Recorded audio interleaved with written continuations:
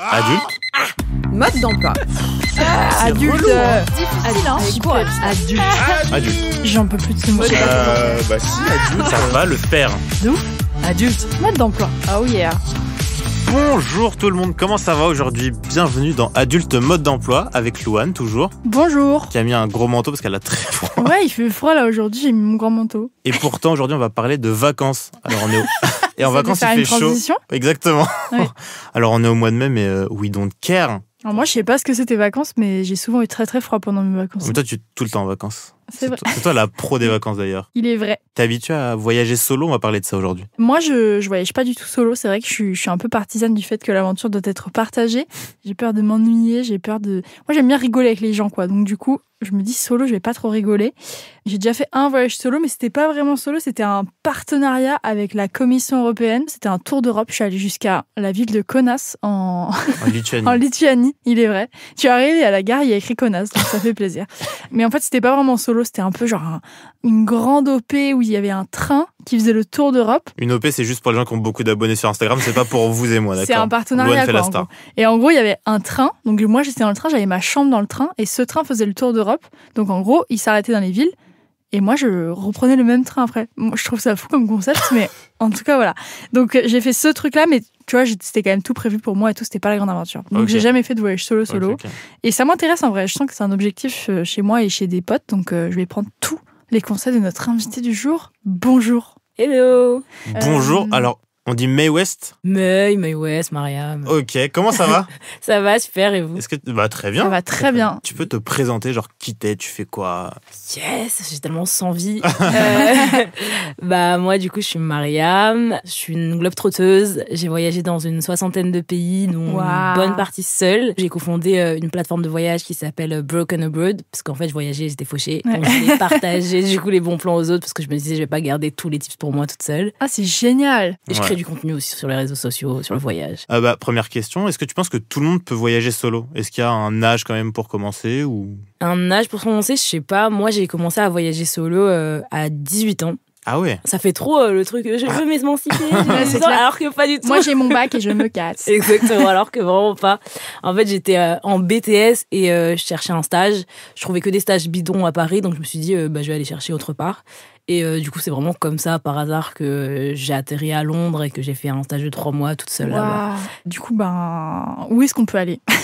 Ouais, C'est quoi Est-ce qu'il y a des lieux que tu conseilles plus que c'est d'autres? quoi des trucs Ah, pour commencer peut-être. Je pense que ça dépend vraiment de la personnalité des gens. Quelqu'un qui a un peu peur, qui est hyper introverti, etc. Moi, j'aurais préconisé d'aller dans une destination, tu vois, hyper proche. Par exemple, à Londres, en Espagne, etc. Pour pouvoir y aller facilement et se dire si je panique, je rentre. Tu vois, et c'est pas compliqué, je peux rentrer rapidement.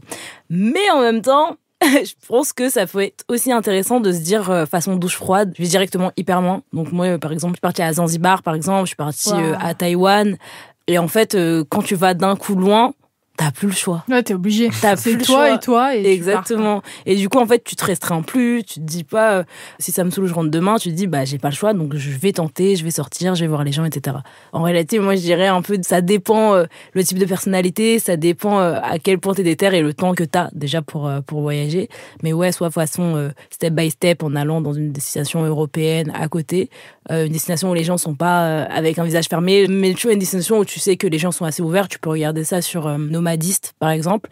C'est plein de digital nomades qui échangent en fait leurs tips sur les destinations où ils sont, etc. Donc en fait, ils ont vécu dans la destination, ils ont leur regard un peu de Leur digital expérience, nomade, ouais. etc. Et du coup, en fait, tu sais, t'as leur feedback, etc. sur ça. Et donc, en fait, ça peut te permettre de savoir si je suis intro, est-ce que ça peut être cool pour moi d'aller dans cette destination? Si je suis par exemple une femme, est-ce que c'est cool pour moi d'aller dans cette destination? Et ça, c'est hyper intéressant. Bah justement, il y a une grosse question sur la Ouais. sécurité. Est-ce que c'est dangereux de voyager seul et de voyager seul quand on est une femme? Moi, franchement, moi j'habite à Paris, j'ai Ouais. habité toute ma vie à Paris. Donc, Ouais. en vrai, quand tu regardes sur les sites de classement de dangerosité pour les Ouais, femmes, là, c'est je pense clair. pas que Paris, il est tout en bas. Donc pour moi, je vois pas trop de différence, honnêtement, entre quand je suis à Paris et quand, je sais pas, je suis sur une plage en Tanzanie. Je vois pas forcément de différence. Du coup, moi, personnellement, je trouve pas que c'est hyper pas safe de voyager seule quand on est une femme, mais il y a des règles de sécurité à avoir. Et je trouve que justement, Quand je voyage seule, d'ailleurs, je suis beaucoup plus attentif et je vais beaucoup plus faire attention que quand je suis en train de me balader à Paris, quoi. En Tanzanie, t'avais des astuces de sécurité quand même. Ah ouais, grave. En fait, quand tu te prépares un voyage solo, tu vas beaucoup plus faire attention, comme je disais. Tu vas pas te dire, je suis en bas de chez moi, c'est pas grave. Et tu vas beaucoup plus te préparer. Donc moi, par exemple, j'ai un bloqueur de porte pour savoir que personne ne va rentrer dans ma chambre. Pourtant, personne n'est jamais rentré dans ma chambre, mais tu vois, mieux vaut prévenir que guérir, tu vois, c'est hyper important pour moi. C'est ça qui est cool qui est important dans le fait de voyager, quand tu voyages solo, c'est que tu vas beaucoup plus prévenir quand t'es une femme, donc beaucoup plus d'investissement dans la sécurité, que ce soit les bloqueurs de porte, que ce soit des feintes, genre une bague à l'annulaire pour dire je suis mariée quand des gens relous viennent te parler. Oh là là. C'est des trucs grave relous parce qu'en fait t'es venu voyager, t'es pas venu pour qu'on te drague. Genre, c'est vraiment pas ça le projet. Après, moi, j'ai toujours aussi de la 4G. J'ai toujours de la connexion. Alors, dès que j'arrive dans le pays, je prends directement une carte SIM. Tout simplement déjà parce que moi, je me perds tout le temps. Il me faut vraiment la connexion pour me retrouver et tout dans la rue. Mais aussi parce qu'en fait, si t'es en danger, si t'as un problème, etc., tu peux facilement contacter des gens. Et ça, c'est hyper important. Est-ce que tu t'ennuies quand tu voyages seule ? Moi, ça me fait un peu peur, ça. Sérieux ? Non, moi, je m'ennuie pas parce que justement, je trouve que t'es jamais seule, en fait. Ouais, grave. En fait, quand je voyage avec mes potes, je suis en mode vacances, je vais pas forcément connecter avec les locaux, etc. On est vraiment en mode, on va rigoler entre nous. Alors que quand je voyage seule, je trouve que c'est un autre type de voyage et je m'ennuie pas du tout parce que je vais beaucoup plus être curieuse, je vais beaucoup plus aller vers les autres, je vais beaucoup plus essayer de comprendre la culture, comprendre les gens, aller tester tout ce qu'il y a à tester dans le pays. Donc en fait, non, je trouve que j'ai beaucoup plus de choses à faire quand je suis solo que quand je suis avec mes potes parce qu'on va se dire non, vas-y, on va pas aller faire ça parce que y a elle qui aime pas ça, etc. Donc, ouais, non. Ça, t'as toujours des potes qui sont là, non, ça, non, flemme, vas-y, bougez pas. Grave, non, en solo, t'as tellement la liberté du truc que franchement, t'as jamais. Et parfois, c'est bien aussi de s'ennuyer, tu vois. Oui, c'est clair, ça fait réfléchir. Grave. Non, mais en vrai, quand tu t'ennuies des fois, enfin, c'est pas forcément s'ennuyer, c'est se reposer. Et quand t'es en voyage avec un groupe de potes, tu rentres, des fois, t'es claqué. Tu vois, tu rentres, des fois, t'es claqué, alors que tu te dis, non, mais je suis partie me reposer. Mais tu rentres, t'es claqué. Alors que là, c'est toi qui décides de ton voyage, en fait. Tu sais que si t'as envie de faire une grasse mat, tu fais la grasse mat, personne ne va rien dire, en fait. Et genre, toi, t'organises tout ton. Enfin, je te pose la question, je crois que j'ai un peu la réponse, mais t'organises tout ton voyage point par point ou genre t'arrives, t'atterris et tu dis bon vas-y, on verra l'hôtel que je trouve, on verra. Team impro ou team planification ? Un bon mix des deux en réalité. Avant le voyage, je vais vraiment me renseigner sur la destination avec des blogs, avec des vidéos, etc. Et je vais aussi beaucoup contacter les locaux. Et ça, en fait, Internet, ça nous a trop facilité parce que t'as juste à chercher sur TikTok ou sur Instagram la destination localisée. Et du coup, tu trouves des locaux facilement à qui tu peux parler, à qui tu peux poser tes questions, parce qu'en fait c'est eux qui connaissent vraiment le pays, c'est pas forcément le voyageur ou ta pote qui y allait 4 jours, c'est vraiment eux qui connaissent le pays. Donc du coup eux tu peux leur poser toutes tes questions sur c'est quoi les meilleurs spots, qu'est-ce que tu me conseilles, qu'est-ce que tu me déconseilles, etc. Donc moi je le fais tout le temps pour chaque voyage, donc je pose la question à 2-3 locaux, etc. Du coup, après, ça me permet de construire un petit peu mon voyage en mettant, du coup, des bullet points de lieux à visiter, etc. Mais vraiment, pas forcément dans l'ordre. Ça va dépendre, en fait. Quand c'est des voyages assez longs, je vais pas les mettre dans l'ordre. Je vais me dire, bon, ça, c'est peut-être à côté de ce lieu-là. Mais je vais pas me dire, je vais d'abord dans ce lieu-là avant. Ça va vraiment être en fonction de quand je vais arriver.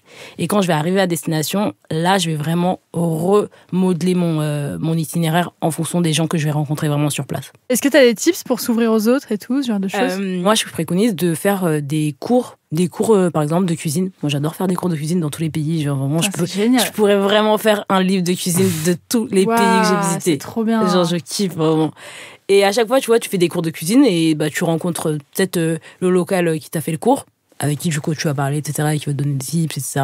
Ou tu peux rencontrer des gens qui sont venus aussi au cours, et ça c'est cool aussi. Ensuite, pour rencontrer des gens avec les mêmes centres d'intérêt, tu peux faire des activités qui te ressemblent. Par exemple, moi, je kiffe le basket. Donc, dans tous les pays que j'ai visités, généralement, je vais sur des terrains de basket solo et je dis, je peux vous jouer, tu vois. C'est genre, toute seule. Wow. Et personne ne me dit non. Genre, on m'a jamais dit non. Vraiment jamais. Et après, tu vois, tu joues avec une équipe pendant 3 heures, t'es obligé d'être pote avec après, tu vois. C'est clair. Donc, ouais, moi, je fais des trucs comme ça, vraiment, te focus sur ces centres d'intérêt. Et c'est comme, de toute façon, en France, comment tu fais pour avoir des amis à la base. À la base, c'est dans les mêmes centres d'intérêt, vous traînez dans les mêmes lieux, etc. Donc, en fait, logique, c'est la même chose que tu fais à l'étranger. Okay. C'est génial. On va go voyager solo. Hein. Ouais, ça m'a donné envie.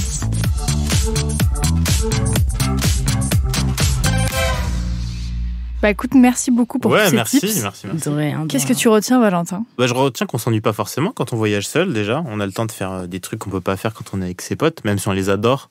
Il y a des potes qui veulent pas toujours faire la même activité, machin, qui ont la flemme quand toi t'as pas la flemme, donc bon, c'est cool. On peut contacter les locaux aussi pour savoir ce qu'il y a de cool à faire. Ouais, Faire moi des j'avais cours. jamais fait ce truc avant le voyage, genre de regarder sur Insta ou sur TikTok des gens. C'est un bon tips. Et Ça sinon, se fait sur de place, ouf. aller faire des cours de cuisine ou aller jouer Ouais, au de basket ou au truc. Ou aller au skatepark faire du roller. Ouais, vous allez toujours Grave. trouver des gens dehors en train de faire des trucs cool. Ouais, Et c'est si vous clair. partagez des points communs, vous allez forcément être copains ou copines. Grave. Quand on est une femme, évidemment, on a toujours des choses à faire plus attention que le reste de la population.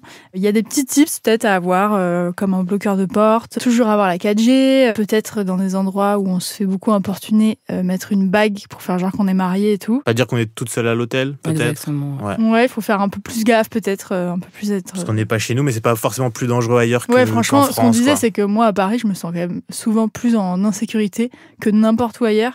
Parce que bon, voilà, quoi, la vie fait qu'il y a de l'insécurité partout, quoi. Donc, Voilà. on est là. Voilà, en tout cas, merci beaucoup, Mariam May West sur Instagram. Merci, Louane. Merci Valentin, merci à vous deux. Et on se retrouve sur les réseaux sociaux de Nouvelles Écoutes, comme d'habitude, Instagram et Twitter. Louane Manchot sur Insta, Oui, c'est moi. c'est toi. Et Nato81. Sur Instagram, fais ta pub, Valentin. C'est vrai, je suis timide. Et voilà, bisous et voyagez bien. Seul. Bisous à tous. Adulte Mode d'Emploi est un podcast de Nouvelles Écoutes. Écrit et animé par nous, Louane. et moi, Valentin Winato, La chargée de production, c'est Mathilde Jonin. avec l'aide en coulisses précieuse de Neila Hakmi, Le générique par Aurore Mailleux. directrice des productions Marion Gourdon. Enregistrement, montage et mixage par Constant Justin au studio Caleçon.